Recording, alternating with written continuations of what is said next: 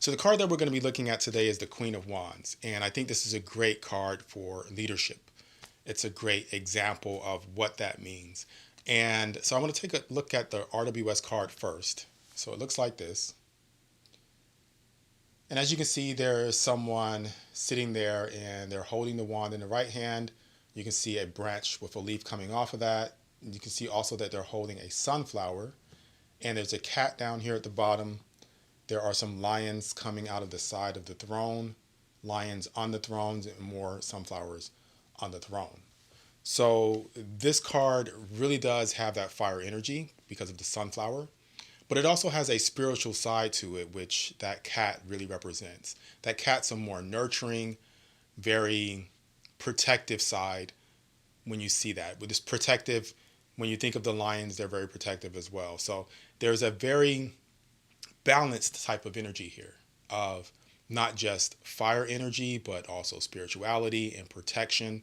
And that all is applied to the leadership style of this card, which I think is a very cool style. Now, the cat also represents Bast, which was a goddess. And the goddess Bast is represented as, you'll see statues of Bast that look like this.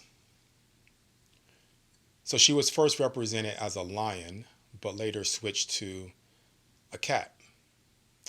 And again, she had a very protective energy about her, very good leadership, and was worshipped for quite a period of time.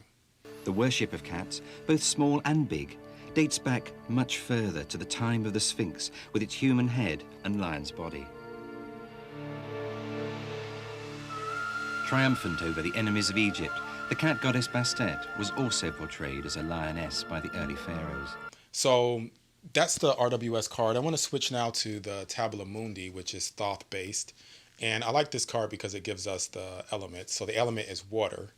So you have water and fire. So you don't just have this fire energy with the kind of ongoing energetic feel of it. You have more of a balanced type of energy with the emotions being involved as well. So you're not just dealing with action, but you're dealing with action based on what's best for everyone. It looks like there's scales on her top, and those scales really represent the water energy. And in fact, on this card from the Millennium Thoth, you can see that, I don't know if you can see it, but in the middle of her garment there on the top, you'll see the sign for Pisces. And that's the astrological association with this card. Pisces is a water sign, which is very emotional and oftentimes a bit on the extreme emotional side. But I think that it really works well with this card because one of the drawbacks to the Queen of Wands is the fact that this is a very caring, nurturing person that can sometimes neglect themselves.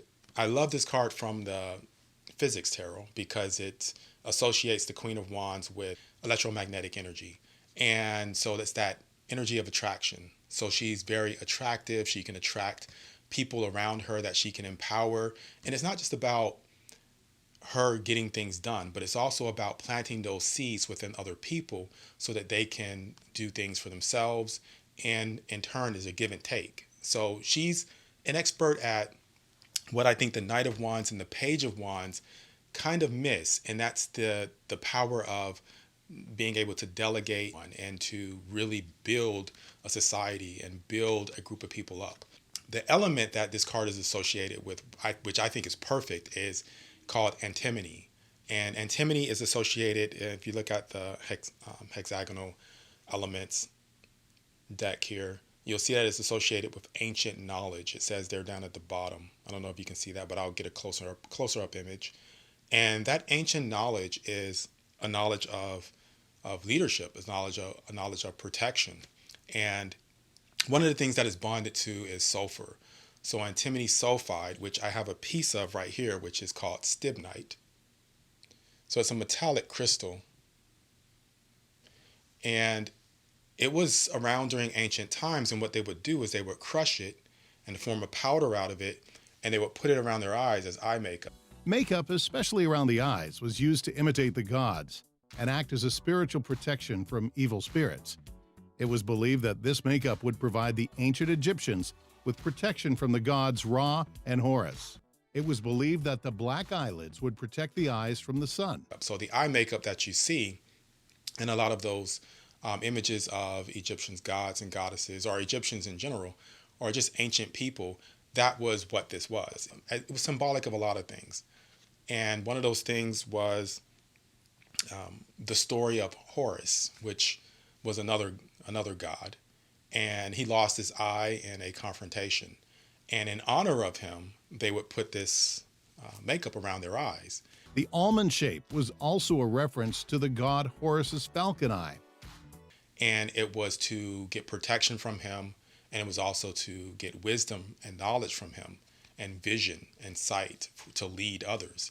And it was a very important thing to do, and both men and women would do that during those times. I love the image here on the Mariel, which reminds me of that. You can see the Egyptian feel of it. You can see the eye makeup on there.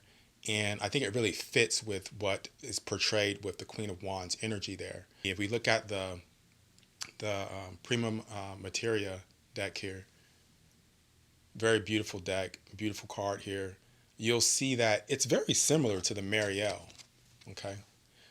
Now, I want to point out that this deck, it's not meant to be a tarot deck. So Antimony is just, this card is just representing Antimony, not the Eight of Wands. But you can see the similarities between the Mariel and this card with the headdress here.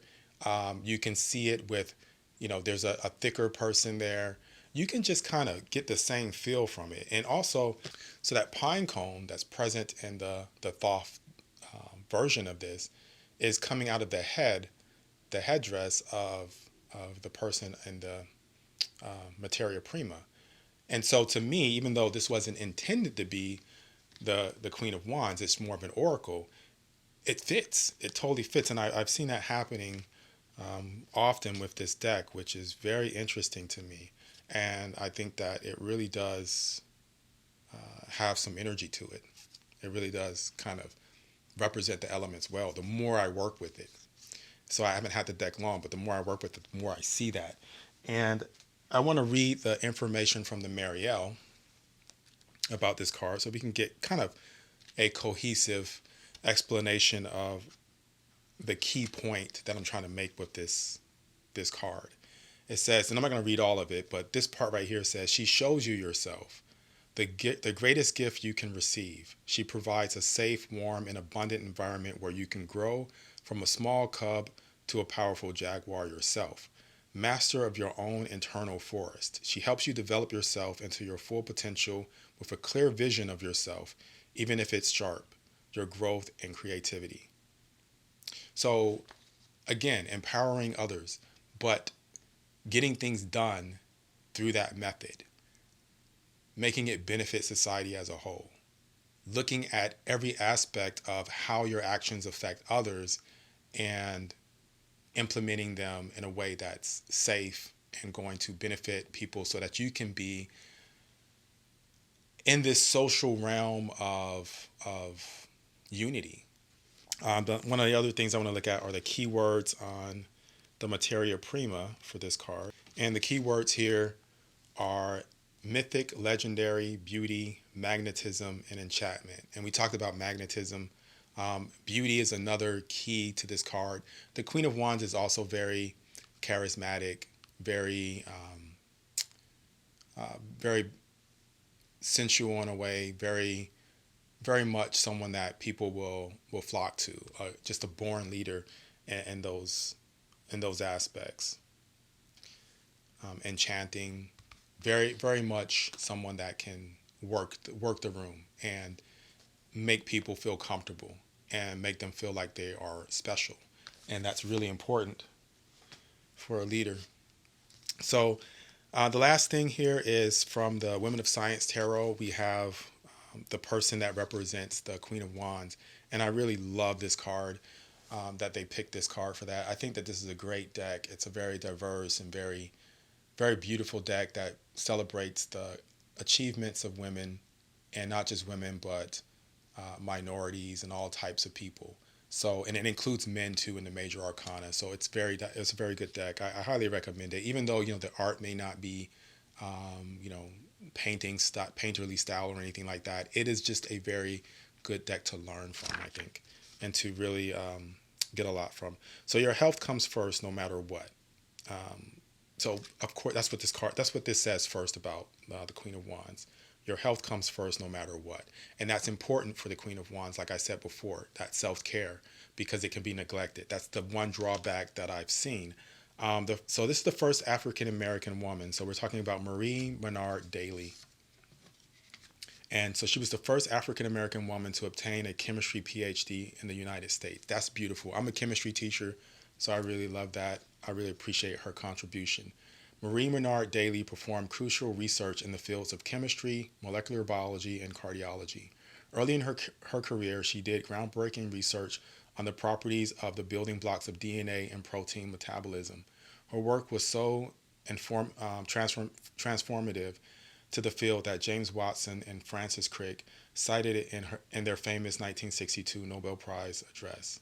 Later in life, she conducted team research that provided the first evidence of a connection between high cholesterol, clogged arteries, high blood pressure, and heart attacks, which saved an incalculable number of lives.